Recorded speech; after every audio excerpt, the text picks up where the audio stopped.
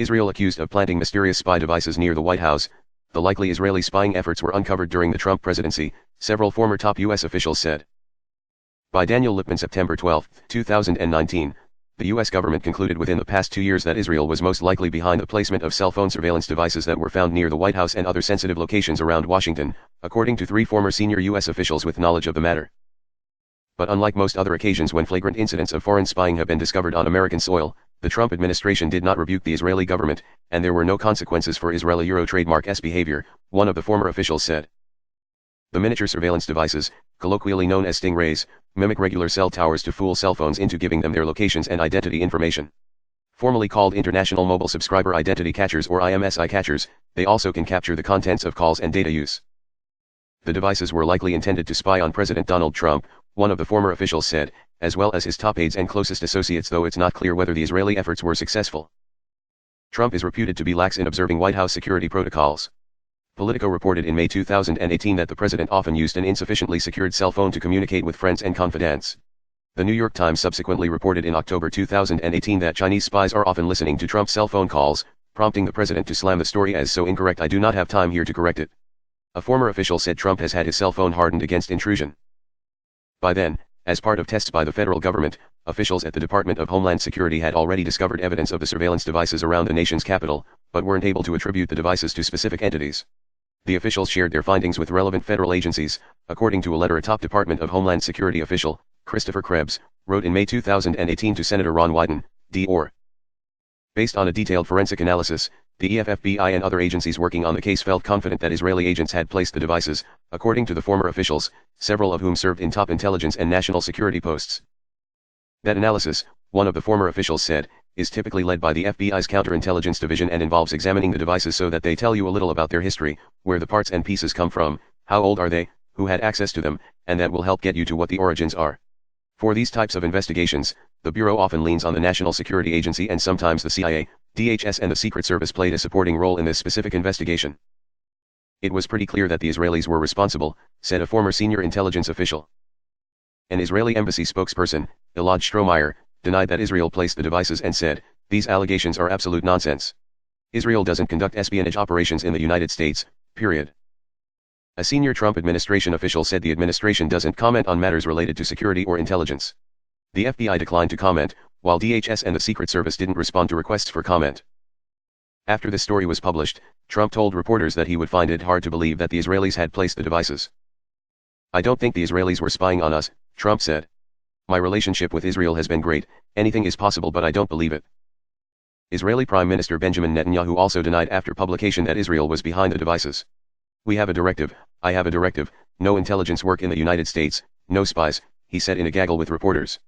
"And it's vigorously implemented, without any exception. The report is a complete fabrication, a complete fabrication." But former officials with deep experience dealing with intelligence matters scoff at the Israeli claim. A pro forma denial Israeli officials are also known to make in private to skeptical U.S. counterparts.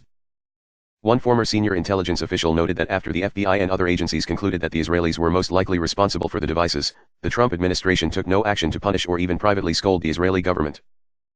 "The reaction was very different than it would have been in the last administration," this person said. "With the current administration, there are a different set of calculations in regard to addressing this." The former senior intelligence official criticized how the administration handled the matter, remarking on the striking difference from past administrations, which likely would have at a very minimum issued a démarche, or formal diplomatic reprimand, to the foreign government condemning its actions. "I'm not aware of any accountability at all," the former official said. Beyond trying to intercept the private conversations of top officials prized information for any intelligence service, foreign countries often will try to surveil their close associates as well. With the president, the former senior Trump administration official noted, that could include trying to listen in on the devices of the people he regularly communicates with, such as Steve Wynn, Sean Hannity, and Rudy Giuliani. "The people in that circle are heavily targeted," the former Trump official said. Another circle of surveillance targets includes people who regularly talk to Trump's friends and informal advisors. "Information obtained from any of these people would be so valuable in a town that is like 3 degrees of separation, like Kevin Bacon," the former official added. That's true even for a close U.S. ally like Israel, which often seeks an edge in its diplomatic maneuvering with the United States. "The Israelis are pretty aggressive in their intelligence gathering operations," said a former senior intelligence official. "They're all about protecting the security of the Israeli state, and they do whatever they feel they have to achieve that objective." So even though Trump has formed a warm relationship with Israeli Prime Minister Benjamin Netanyahu and made numerous policy moves favorable to the Israeli government such as moving the U.S. embassy to Jerusalem, ripping up the Iran nuclear deal and heavily targeting Iran with sanctions, Israel became a prime suspect in planting the devices. While the Chinese, who have been regularly caught doing intelligence operations in the U.S., were also seen as potential suspects, they were determined as unlikely to have placed the devices based on a close analysis of the devices. You can often, depending upon the tradecraft of the people who put them in place, figure out who's been accessing them to pull the data off the devices, another former senior U.S. intelligence official explained. Washington is awash in surveillance, and efforts of foreign entities to try to spy on administration officials and other top political figures are fairly common. But not many countries have the capability or the budget to plant the devices found in this most recent incident, which is another reason suspicion fell on Israel. IMSI catchers, which are often used by local police agencies to surveil criminals, can also be made by sophisticated hobbyists or by the Harris Corp, the manufacturer of stingrays, which cost more than $150,000 each, according to Vice News. The costs involved are really significant, according to a former senior Trump administration official. This is not an easy or ubiquitous practice. Among professionals, the Israeli intelligence services have an especially fearsome reputation. But they do sometimes make mistakes and are not 10 feet tall like you see in the movies, a former senior intelligence official noted. In 2010, the secret covers of a Mossad hit team, some of whom had been posing as tennis players, were blown after almost 30 minutes of surveillance video was posted online of them going through a luxury Dubai hotel where they killed a top Hamas terrorist in his room. Still, U.S. officials sometimes have been taken aback by Israel's brazen spying.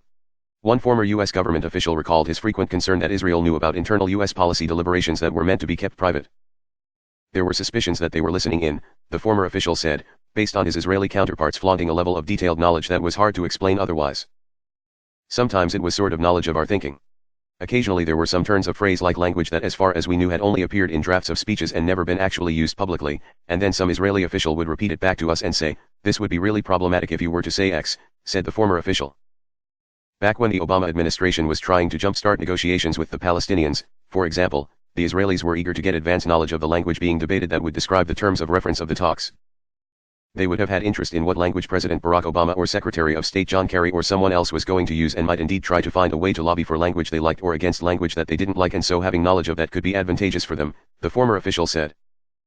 The Israelis are aggressive intelligence collectors, but they have sworn off spying on the U.S. at various points, and it's not surprising that such efforts continue, said Daniel Benjamin, a former coordinator of counterterrorism at the Obama State Department and now director of the John Sloan Dickey Center for International Understanding at Dartmouth.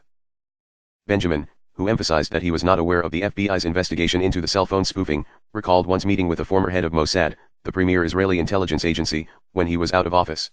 The first thing the former Mossad official told Benjamin was that Israel didn't spy on the U.S. "I just told him our conversation was over if he had such a low estimate of my intelligence," Benjamin said. Israeli officials often note in conversations with their American counterparts correctly that the U.S. regularly gathers intelligence on Israeli leaders. As for Israel's recent surveillance of the White House, one of the former senior U.S. intelligence officials acknowledged it raised security concerns but joked, "On the other hand, guess what we do in Tel Aviv?"